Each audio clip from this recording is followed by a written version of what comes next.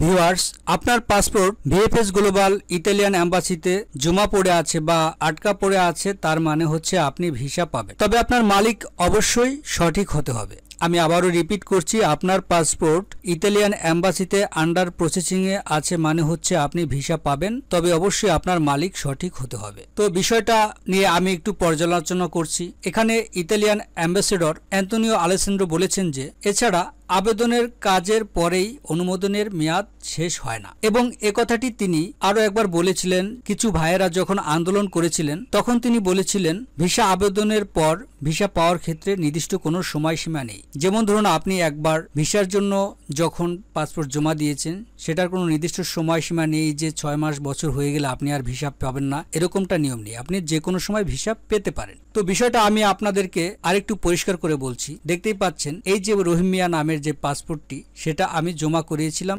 2023 সালের ডিসেম্বরের 11 তারিখে, এবং দ্বিতীয় যেটা সজল করাতি আমি জমা করিয়েছিলাম ডিসেম্বরের 17 তারিখে 2023 সালের, এবং তৃতীয়টাও জমা করিয়েছিলাম 17 ডিসেম্বর 2023 সালের ডিসেম্বরে। তো ভিউয়ার্স, দেখতেই পাচ্ছেন এই যে রিপন হাওলাদার যেটা ফেব্রুয়ারির 8 তারিখে তার মেসেজ আসছে রেডি ফর কালেকশন, এবং এটা ক্যান্সেল হয়েছে। এবং তৃতীয় যেটা সজল করাতি সেটাও ক্যান্সেল হয়েছে, 3 মার্চ মেসেজ আসছে রেডি ফর কালেকশন। তো 11 তারিখে যেটা জমা করিয়েছিলাম সবার আগে, সেটা কিন্তু এখনো আন্ডার প্রসেসিং এ আছে। এখন এই বিষয়টা যদি আমরা একটু পর্যালোচনা করি তাহলে দেখব যে প্রথম অবস্থায় কিন্তু ইতালিয়ান এম্বাসি 3 বা 7 দিনের মধ্যে ভিসা দিয়ে দিয়েছে, কিন্তু যখন এর মাঝে অসঙ্গতি দেখা দিয়েছে তখন তারা এটার বিস্তর যাচাই বাছাই শুরু করেছে। যেমন ধরুন, যখন দেখছে যে ফেক নুল্লস্তার জমা পড়েছে, তাদের বিশ্বাস নষ্ট হয়ে গেছে এবং তারা যাচাই বাছাই শুরু করে দিয়েছে। প্রথম দিকে যেটা হতো, নুল্লস্তা সঠিক হলেই ভিসা দিয়ে দিত। তারপরে যেটা করলো, নুল্লস্তা ফেক হলে সেটা খুব দ্রুতই রিজেক্ট করে দিচ্ছে, এবং যেটা নুল্লস্তা সঠিক সেটা আন্ডার প্রসেসিং এ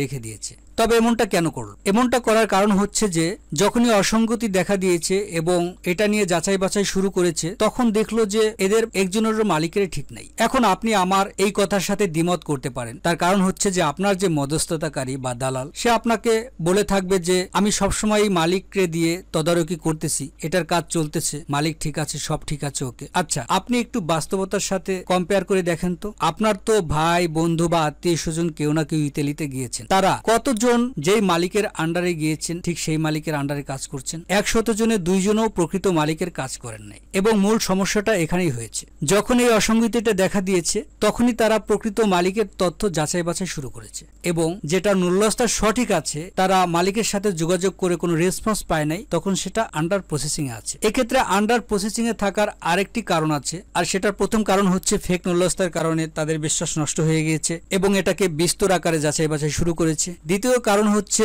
প্রকৃত মালিকের কাছে যে কাজ করে না এবং মালিকের কাছ থেকে কোনো রেসপন্স পাচ্ছে না। এবং আরেকটা প্রধান কারণ হচ্ছে যে 32টা দেশের যে কোটা, বলতে গেলে অর্ধেকেরও বেশি বাংলাদেশের এম্বাসির ওপর এসে পড়েছে, এজন্য প্রসেসিংটা দেরি হচ্ছে। একথা আমাদের স্বীকার করতেই হবে যে বাংলাদেশের আমাদের যে ভাইয়েরা আছে তারা অনেক বেশি কর্মঠ এবং তাদের সুনাম ইতালিতে রয়েছে, বিশেষ করে কাজের ক্ষেত্রে, পরিশ্রমের ক্ষেত্রে। কিন্তু ভিসা বেচা কেনার যে প্রশ্নটা উঠেছে সেটার সাথে কখনোই ইউরোপ আপোষ করবে না। এখন এক্ষেত্রে আমাদের করণীয় কি? এক্ষেত্রে আমাদের করণীয় হচ্ছে যে আপনার দালাল যতই বলুক না কেন যে আমার মালিক সঠিক আছে, আমি তদারকি করছি, আসলে এটা সত্য নয়। এবং এর বাস্তব প্রমাণ আপনারাই পেয়ে যাবেন যে আপনার বন্ধু বান্ধব, ভাই ব্রাদার, কাছের লোক যারা ইতালিতে গিয়েছেন তারা কেউ প্রকৃত মালিক খুঁজে পান নাই। আপনি ভিসা অবশ্যই পাবেন, আপনার পাসপোর্ট আন্ডার প্রসেসিং এ আছে, আপনি অবশ্যই ভিসা পাবেন। আপনার মালিক সঠিক থাকতে হবে, যদি সেটা না থাকে আপনি পাবেন না।